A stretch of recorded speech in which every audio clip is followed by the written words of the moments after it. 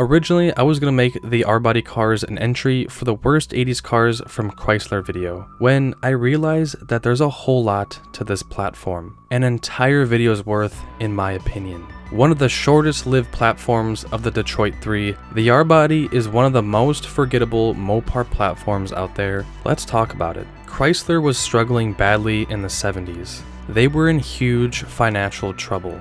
There was the 1973 oil crisis, the economy was still recovering from the Vietnam War, the Bretton Woods system fell, and on top of all this, there were new fuel efficiency regulations mandated by the government. Inflation was crazy, gas prices were spiked, a lot of people were laid off from their jobs. Nixon issued an executive order mandating a 55-mile-per-hour national speed limit. It was a scary time. That I welcome this kind of examination because people have got to know whether or not their president is a crook. Well, I'm not a crook. I've earned everything I've got.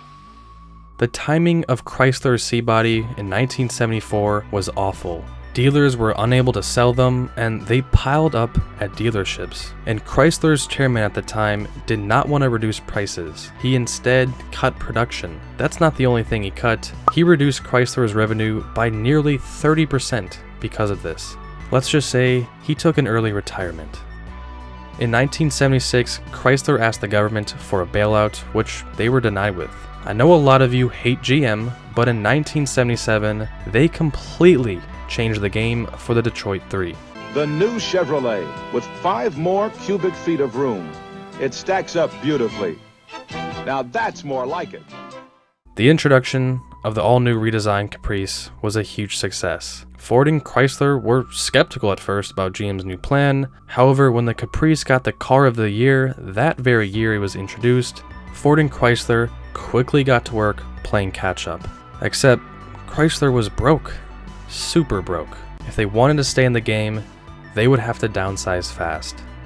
They came out with the R-body in 1979, which was based on the B-body's architecture. The B-body was already 17 years old at the time, but Chrysler was desperate. These vehicles presented a fascinating snapshot of a company in the midst of a swift transition. The R-body would ultimately provide the last full-size rear-wheel drive sedans until the introduction of the LX platform 25 years later. On this platform spawned the New Yorker, the Newport, the St. Regis, and the Gran Fury. Chrysler Corporation has just introduced a totally new version of its luxury car, the New Yorker.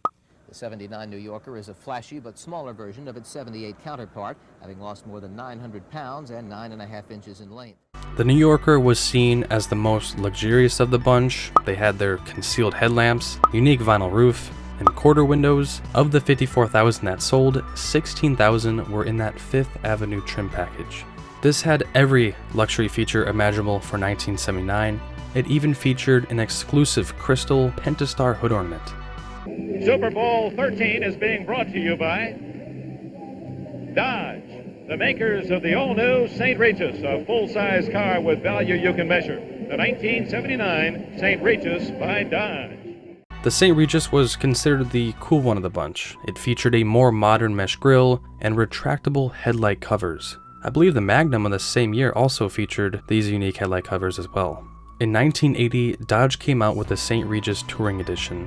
Only 438 of these were ever made. They came with a padded vinyl top, special pin striping, forged aluminum 10-spoke wheels, cornering lamps, and a smaller rear window. The inside had 60/40 leather seating, a leather-wrapped steering wheel, and power windows. All of this for an extra $1,677. These low sales numbers can be mainly due to the fact that the St. Regis was not really intended for private civilian customers. And to option all of this in when you can just get a New Yorker, it didn't really make any sense. The Newport was kind of like the plain Jane model of the bunch, nothing really to write home about. Hi there. I'd like to introduce you to a special new car. Take a look at this new Chrysler Newport, this new design. Now you can have the kind of room full-size cars have been known for. Initially, there was no Plymouth variant for 1979. Actually, there wasn't any full-size Plymouths at the time. This was one way Chrysler could cut costs. However, with heavy demand, especially from fleet customers, Chrysler gave in and reintroduced the Gran Fury on the R-body in 1980. The Gran Fury combined the St. Regis roofline and taillights with the Newport's headlights. Like the St. Regis, the Gran Furies were marketed towards taxi companies and police departments. And because of this, the Gran Fury actually outsold all the other models in 1981. For only the 1980 model year, Plymouth offered a salon trim level which was the best of the best. It came standard with most of the features, but it exclusively had a decorative outside sill, deluxe wheel covers, and protective bumper rub strips. Only 2,024 of these ever sold.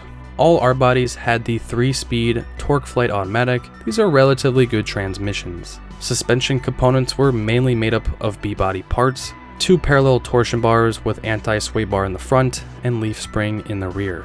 They rode fairly well, not floaty like from a decade prior, but still not bad. The standard engine for the R-bodies was the E26 Slant 6 that made 85 horsepower and 165 pound-feet of torque. Chrysler knew these motors were inadequate for vehicles of this size, but they did not care. And so customers more often than not chose the 318. The 318 is an absolute workhorse for its time. They had some control system issues, however the motor itself was rock solid. These made 135 horsepower and 245 pound-feet of torque. That torque number is quite good, and actually they advertised these cars towing pretty big loads. The next engine offered was the 360. These only gained 10 more horsepower and 30 extra torque. Why would anyone pay extra for a little bit more power and get worse fuel economy in return? The answer?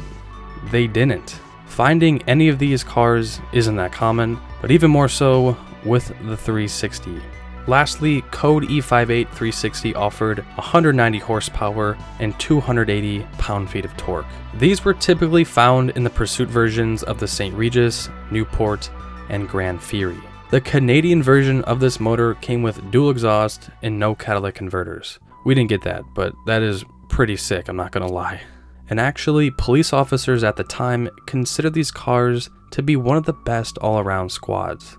1979 was a strong year for the industry as a whole.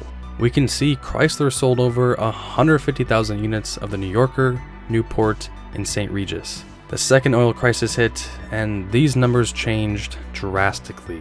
Just 1 year later, those same 3 models sold less than 40,000 units combined, and for the final model year, around 23,000. If we compare it to Ford's Panther body platform, which downsized the LTD and Marquis, and GM's B-body platform, which lasted forever, Chrysler's attempt failed miserably compared to those. Just look at the sales numbers across the board. We have the Caprice, LTD, and all the R-bodies.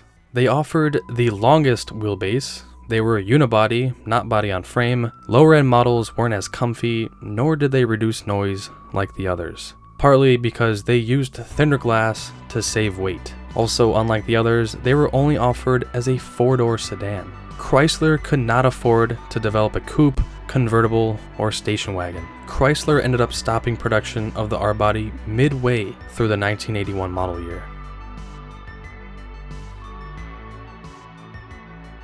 For too long now, America has been taking a beating at the gas pump. And for too long, America has been depending on imports for high-mileage cars. Well, Yankee ingenuity is still alive and well.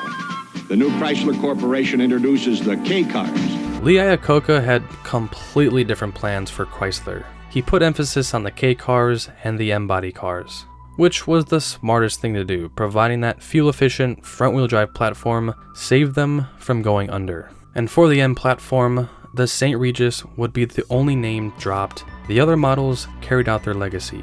Now, if you ask me, I think these cars look awesome, in and out, by today's standards. However, if we were to go back in time to the early 80s, these cars were the worst option compared to the competition. And the people that did buy them were older and wanted the closest thing to the traditional full-size sedans offered 20-some years prior. What are your thoughts and opinions about the R-body? Let me know in the comments down below. Again, I originally planned to have this car as an entry for the worst 80s cars from Chrysler. Just, there was so much to go over with this platform that I had to make an entirely separate video for it. The tier list is going to be super quick. Honestly, I'm going to put it in D tier. I get some comments asking me like what's the criteria for the tier list. It's honestly a bunch of things. I mainly like to look at like how these cars performed in their heyday, when they were first introduced, the competition, and kind of how they hold up in today's standards. So honestly, I gotta go D tier for the R body. Again, they look super cool today. You know, if I saw one on the road, I would, you know, have my jaw dropped. They're really cool cars. Super, you know, you could say underrated, but for the time and with what the competition was, they weren't all that great. And I can't put it in F tier because obviously Chrysler just didn't have the funds for it. I don't know, I could be completely like wrong about that, so hopefully I don't get some huge hate in the comments for it. As always, thank you all so much for watching. I'm looking forward to reading what you all have to say.